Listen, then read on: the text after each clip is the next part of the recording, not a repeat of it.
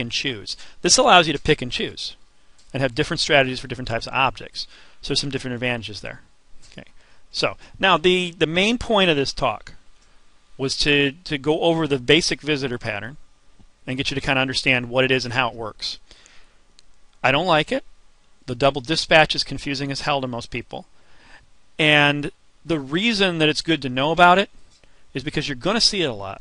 There's a lot of people who read the design patterns book and they think, I have to do things this way because it's in there.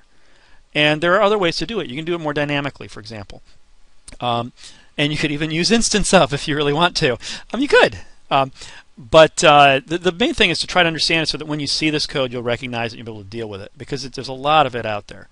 And unfortunately, a lot of people still keep creating new instances of the visitor pattern.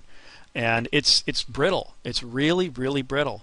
I mean, and it's the biggest problem is that breakage you can do on users of your API. So base visitor pattern, I can't recommend strongly enough to avoid it. It's just it really is dangerous.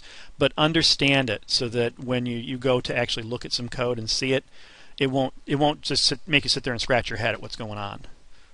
Okay? Questions on anything?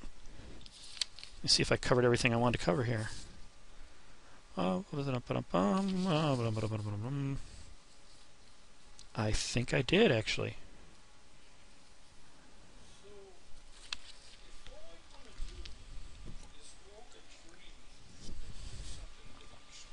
Mm-hmm.